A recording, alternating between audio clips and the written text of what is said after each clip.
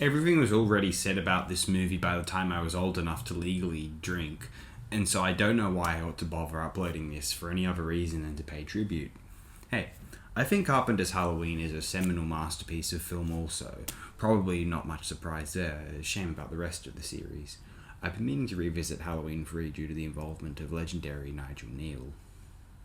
Carpenter and Halloween delivered one of the most resolutely filmic horror works of the 1970s, and to this day even.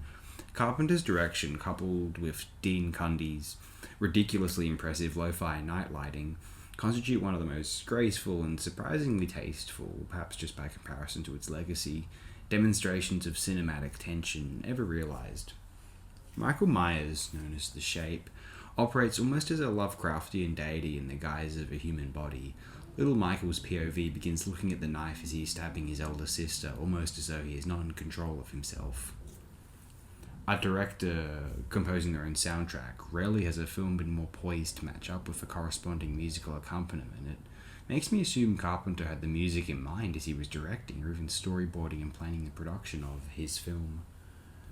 Belonging to a wave of lower fidelity, independent, and lived-in American horror of the 1970s, films that appeared to take place outside rather than in Hollywood land, Halloween is both part of a movement and the founder of a movement in itself. It is true that Halloween holds similarities to the Texas Chainsaw Massacre, Black Christmas, or Italian Giallo in general. Although remember, I don't think critics who accused Halloween of being exploitative in 1978 had seen very many exploitation films. This is the era of Last House on the Left, I Spit on Your Grave, Driller Killer, I Spit on Your Grave, or even Free on a Meat Hook. Halloween is comparatively nothing.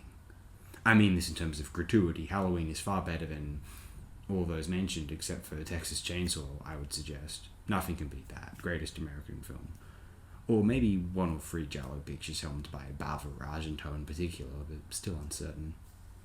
So many outstanding shots in this film. My favourite, I'm sure among many people's favourites, is the Caligari-esque emergence of Michael Myers, the Shape, out of the dark before he initially attacks Laurie and she falls over the stairway. I'm so impressed with the ending. The Shape is able to get away rather swiftly after having been shot multiple times, and at point-blank range too. And then we are presented with a short series of static shots about the house. Where could he be? Will he ever go away? Few films are as elevated by their endings as 1978's Halloween is.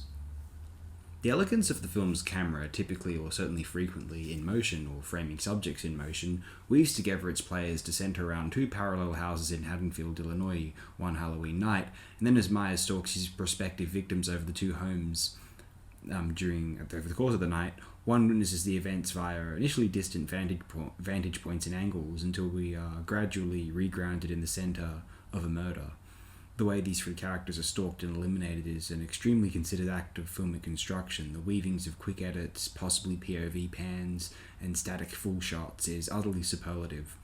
Some of the most lucid and articulate cinema composition yet captured how these film critics dismissed Halloween in 1978 on the basis of a truly banal and frankly unaware moral high horse is really just an embarrassment and demonstrates a vague contempt for the medium, which more than one privileged, pathological, insecure, psychologically damaged, hateful New York film critic appeared to, unfortunately, popularize.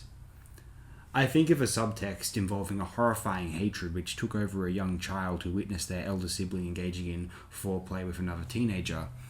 It feels condemned to slaughter the hidden sexual urges hiding beneath the seemingly pleasant, innocent exterior of Haddonfield, as the parents and homeowners are determined to believe it is. Halloween remains one of the best and most truly impressive horror films ever made, and one of the most remarkable testaments to the surprising, incredibly sung, but also unsung, genius of John Carpenter's cinema. Plausibly his most influential work, John Carpenter's Halloween remains an unforgettable triumph of 20th century filmmaking.